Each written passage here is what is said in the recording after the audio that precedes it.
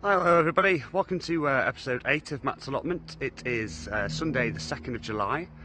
You may be able to tell by the rouge on my face that I've just got back from sunny Santorini, which was wonderful. My brother got married, so congratulations Tom and Alicia. Bad news is that there is absolutely no water left at the allotment, but a few things are ready to harvest, so I'll just show you how I'm getting on, and once I've pulled some stuff up, I'll show you what I've come out with. Alright, let's get started. Right. So here we have the salad bed. You can see that it's quite patchy in comparison to how it was looking, and I think what happened is that there was too much all come together, too much competition. Some weren't getting sunlight, and ultimately they died, unfortunately. But we've still got some left. I'm going to pull some of these up today, and I'll sow some more in the next few days. I've got some radishes here as well. I harvested a few of those last week, just before I went away actually. So I'll let you take a look at what I got there now. Okay, so this is what we've got. Some big, some small. Obviously we've got quite a few in there that have still got a bit to go yet. But we have been short on rain, so I'm not surprised some of them haven't bulbed up, but yeah, not bad, 3 or 4 weeks. See you later. So yeah, I was pretty pleased with that. I think some more of these are ready to take now as well, so I'll be taking them in a minute. Wildflower bed is doing alright, it's starting to get some flowers now, which makes a nice change, because before it just looked like weeds, and there's some really pretty ones actually. So I'm pretty pleased with that. Brassica bed's doing well. Although my spinach is starting to bolt now, and I'm not entirely sure what it is I'm supposed to do, whether I just pluck the flowers off, do I hack it all back, do I just leave it? So if anybody knows, please do let me know. Kale, again, doing well, coming on strong. What have we got here? Savoy cabbages, none of them have died, so I'm happy about that. As you can see, I've not got a cage over these as of yet. I've been dragging my feet a bit with it, to be honest with you. For some reason, I just can't seem to decide what it is exactly I want to build there. Purple sprouting broccoli is coming on really well, which is better than I expected, to be honest with you. So hopefully they'll continue to crack on, even though, as I said, we've run out of water. Bed over here, courgettes are really flying along now. Started to notice some flowers on the gold mine as well, just here. I think there's some coming up on the usual courgette there as well, but they are very, very small.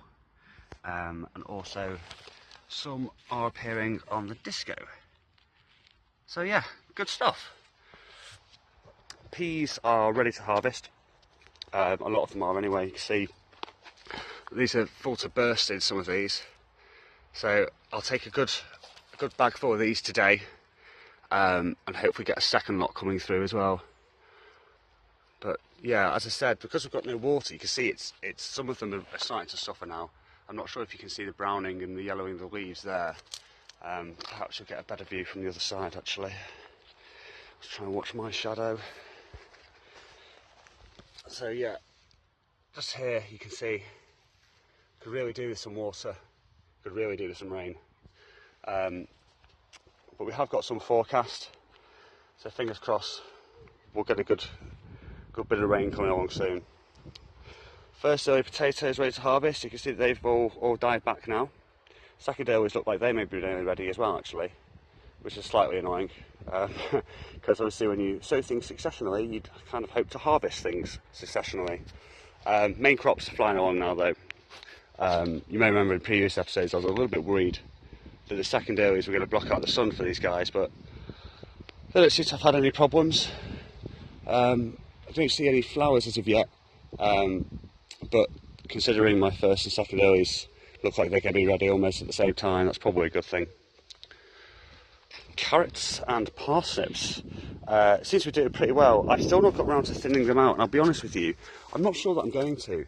I know that's probably going to annoy some of you,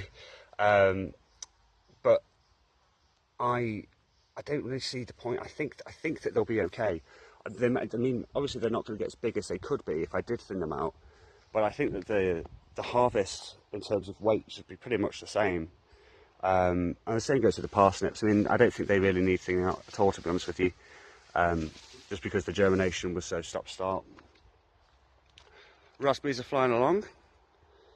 Starting to get some flowers appearing on the green shoots now as well, which is good. The straw, on this bed hasn't been doing a great job though. As you can see, there's an abundance of weeds going on here. I think that's just because I didn't make the layer thick enough, to be honest with you. So I'm going to get some more and try and thicken that up. But it is just a raspberry, so I'm not overly fussed about it, to be honest with you.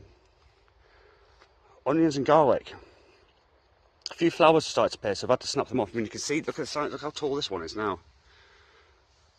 I mean, just for comparison, that goes up to about just past my waist.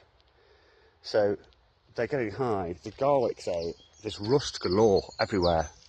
They're not looking great, to be honest with you. And I suspect that isn't because they're ready to harvest. I think it may be something else.